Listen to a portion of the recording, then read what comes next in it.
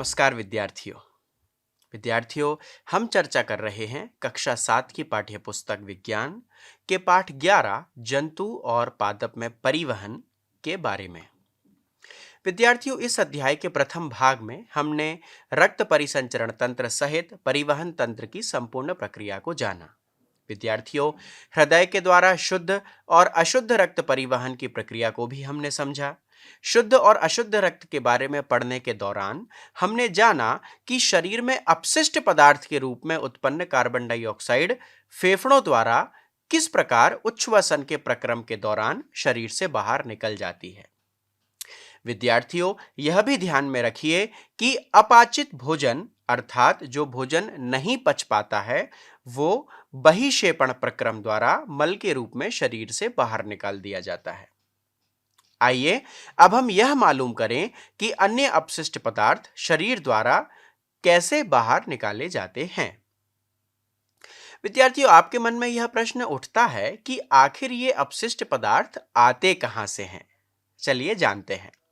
जब हमारी कोशिकाएं अपना कार्य करती हैं तो कुछ पदार्थ अपशिष्ट के रूप में निर्मुक्त होते हैं।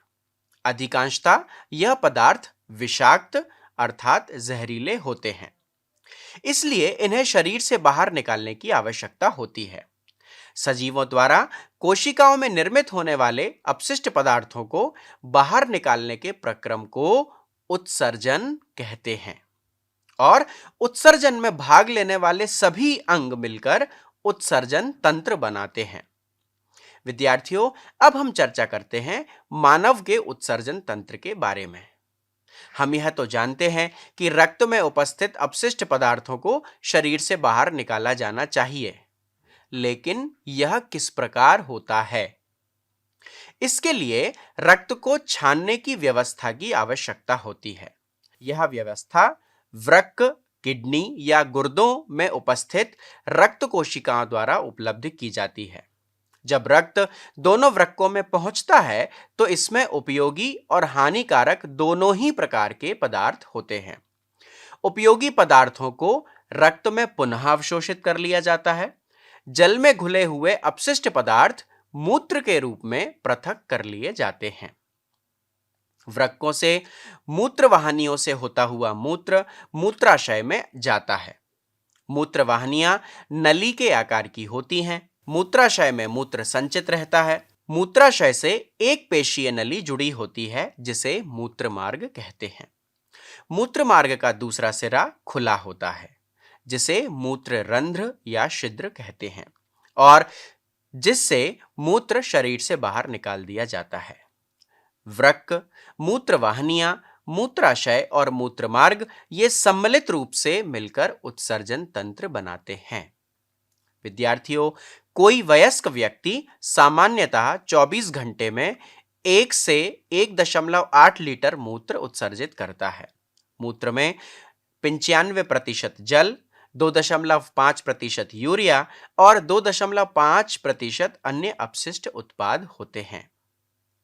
विद्यार्थियों, यह हम सभी का अनुभव है कि गर्मियों में हमें पसीना या स्वेद आता है। स्वेद में जल और लवण होते हैं। हमने देखा है कि गर्मियों के दिनों में प्रायः पसीने के कारण कपड़ों में सफेद धब्बे दिखाई देते हैं, विशेषकर उन स्थानों में जहां अधिक पसीना आता है। यह धब्बे पसीने में उपस्थित लवणों के कारण बनते हैं। क्या स्वेदन या पसीना आने का कोई विशेष प्रयोजन होता है? आइए जानते हैं। विद्यार्थियों, हम जानते हैं कि मिट्टी से बने घड़ों में रखा पानी ठंडा हो जाता है। इसका कारण यह है कि घड़ों के छिद्रों से रिसकर पानी उनकी बाहरी सतह पर आ जाता है। जब यह पानी वाष्पित होता है तो घड़े में बचा शेष पानी ठंडा हो जाता है। ठीक इसी प्रकार पसीना भी हमें अपने शरीर को ठंडा बनाए रखने में सहायता करता है। विद्यार्थियों, कभी कभी किसी व्यक्ति के वृक्क या किडनी काम करना बंद कर देते हैं। ऐसा किसी संक्रमण या चोट के कारण हो सकता है। वृक्क के अक्रिय हो जाने की स्थिति में रक्त में अपशिष्ट पदार्थों की मात्रा बढ़ जाती है। क्योंकि रक्त शुद्ध नहीं हो पाता है। ऐसे व्यक्ति की अधिक दिनों तक जीवित रहने की संभावना कम हो जाती है। यदि कृत्रिम वृक्क द्वारा रक्त को नियमित रूप से छानकर उसमें से अपशिष्ट पदार्थों को हटा दिया जाए तो उसके जीवन काल में वृद्धि संभव है। इस प्रकार रक्त के छनन की विधि को अपोहन या डायलाइसिस कहते हैं। विद्यार्थियों, जंतुओं के शरीर में अपशिष्ट रसायनों के निष्कासन की विधि जल की उपलब्धता पर निर्भर करती है। मछली जैसे जलीय जंतु कोशिका के अपशिष्ट उत्पादों को अमोनिया के रूप में उत्सर्जित करते हैं, जो सीधे जल में घुल जाती है। वहीं पक्षी, छिपकली, सर्प जैसे कुछ जंतु अपने शरीर से अपशिष्ट पदार्थों का उत्सर्जन अर्धघन अर्थात सेमी सॉलिड पदार्थ के रूप में करते हैं, जो मुख्यतया श्वेत या सफेद रंग का यौगिक यूरिक अम्ल होता है। मानव द्वारा उत्सर्जित अपशिष्ट पदार्थों में यूरिया प्रमुख है। विद्यार्थियों, ये तो हमने जाना परिसंचरण तंत्र और उत्सर्जन तंत्र के बारे में। अब हम बात करेंगे पादप में परिवहन के बारे में, जो कि हमारे अध्याय का अगला भाग भी है। विद्यार्थियों, आज के दौर में हमारे घर छोटे होते जा रहे हैं और घर में एक बगिया होना तो मानो एक सपना बनकर रह गया है। हम लोगों में से जिसने भी घर की बगिया में खेला है या बचपन बिताया है, वो कभी उस बगिया को भुला नहीं सकता। विद्यार्थियों, घर की बगिया हर मौसम की खबर रखती है। रंग बिरंगे फूलों से भरी क्यारी, चटकीले हरे पत्तों से भरी फुलवारी और उसमें से झांकते खट्टे मीठे फल, और फलों को तोड़कर खा लेना। क्यों आ गया ना मुंह में पानी। और तो और अगर बगिया किसी पड़ोसी की हुई तो फल फूल तोड़कर भागने का अपना एक अलग ही मजा है। खैर, ये रही शरारत की बात, पर पौधों को सहेजना, उनकी देखभाल के लिए खाद पानी देना कहीं ना कहीं हमें प्रकृति से जोड़ने का काम करता है। साथ ही हमारे मन में पौधों और पादपों से जुड़ी पहेलियों को जानने और समझने का मौका भी देता है। विद्यार्थियों, अब हम कुछ पहेलियों की सूची पर ध्यान देंगे। खाद पानी ना मिलने पर पौधे क्यों मुरझा जाते हैं? मिट्टी से पोषक तत्व पौधों के ऊपरी भागों तक कैसे पहुंचते हैं? और पौधे अपना भोजन स्वयं बनाते हैं तो भोजन सभी भागों तक कैसे पहुंचता है? विद्यार्थियों, इन पहेलियों को क्रम से समझने और सुलझाने का प्रयास करते हैं। लेकिन हम बता दें कि इस अध्याय के पहले भाग में जीवों में रक्त परिसंचरण को हम विस्तार से समझ चुके हैं। वैसा ही मिलता जुलता परिवहन तंत्र पादपों और पौधों में विद्यमान रहता है। हालांकि जीव जंतु अपने भोजन तंत्र के लिए दूसरे प्राकृतिक अवयवों पर निर्भर रहते हैं, इसके विपरीत पौधे और पादप अपना भोजन सूर्य का प्रकाश की उपस्थिति में स्वयं बनाते हैं और पूरी तरह से आत्मनिर्भर होते हैं। अब प्रश्न उठता है कि खाद पानी ना मिलने पर पौधे क्यों मुरझा जाते हैं? विद्यार्थियों, हम सभी ने जमीन में लगे पेड़ और गमले में लगे पौधे तो देखे ही हैं, जिन्हें समय समय पर पानी और खाद की आवश्यकता होती है। पेड़ पौधे भोजन बनाने के लिए मिट्टी से खनिज लवण प्राप्त करते हैं और यही मिट्टी पानी की उपलब्धता का माध्यम बनती है। हमारी तरह पेड़ पौधों को ऊर्जा की आवश्यकता होती है, जो भोजन से प्राप्त होती है। यदि समय से सिंचाई की व्यवस्था ना हो तो पेड़ पौधों को मुरझाने में देर नहीं लगती। मिट्टी से प्राप्त खनिज लवण हो या प्रकाश संश्लेषण से बना भोजन पौधे के सभी भागों में पहुंचाने के लिए संवहनीय ऊतक एक महत्वपूर्ण भूमिका निभाते हैं। दूसरे शब्दों में कहें तो संवहनीय ऊतक पादपों में पदार्थों का परिवहन करने का आवश्यक कार्य करते हैं। विद्यार्थियों, अब हम संवहनीय ऊतक की परिभाषा को जानने का प्रयास करेंगे।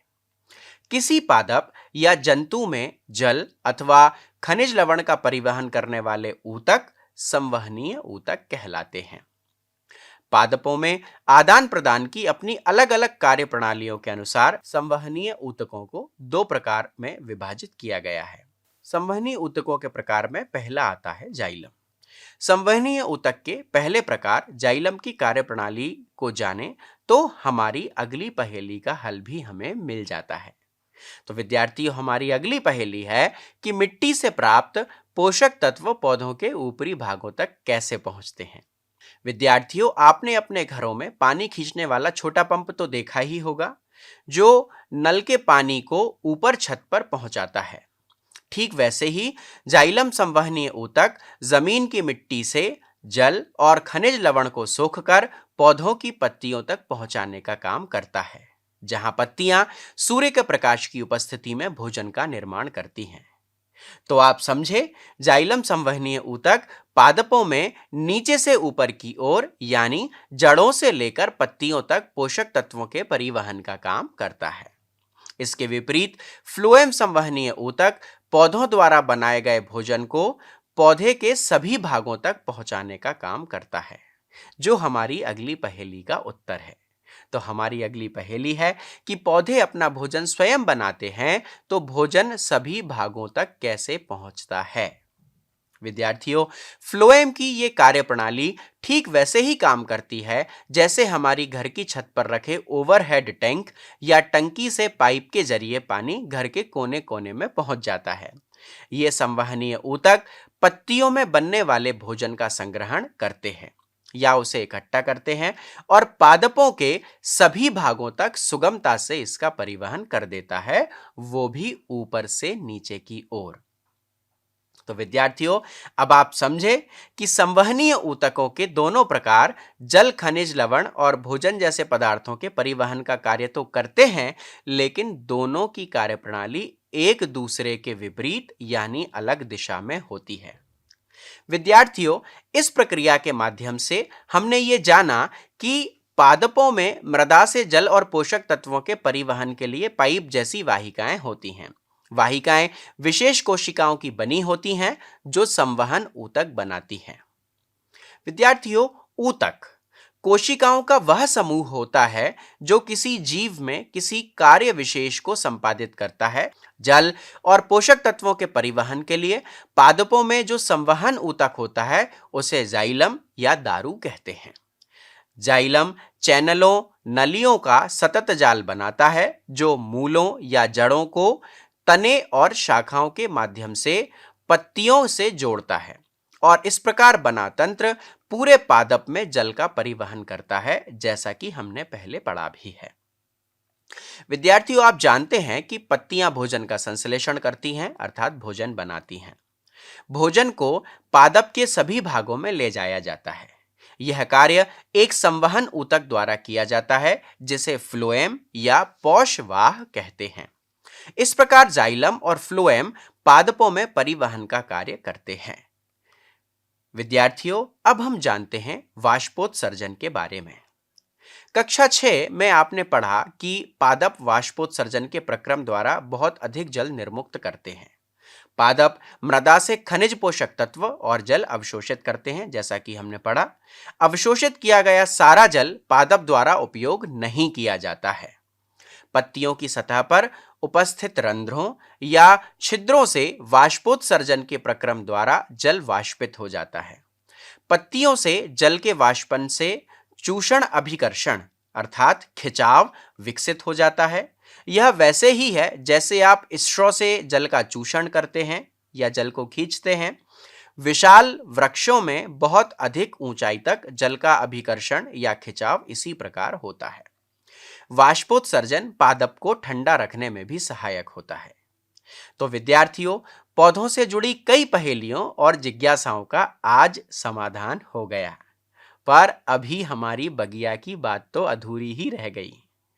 कोई बात नहीं, जरूरी नहीं कि हम सभी के घर में बगिया हो, पर हम सभी अपने घरों में एक छोटा सा कोना पेड़ पौधों को सहेजने के लिए तैयार कर सकते हैं और उनकी देखभाल भी कर सकते हैं। तो आप अपने लगाए पेड़ पौधों को संभालिए, घर के बाहर बरामदे में पक्षियों के लिए दाने पानी का इंतजाम कीजिए। हम ऐसे ही किसी अन्य विषय के साथ आपसे दोबारा मिलेंगे। तब तक के लिए धन्यवाद। नमस्कार।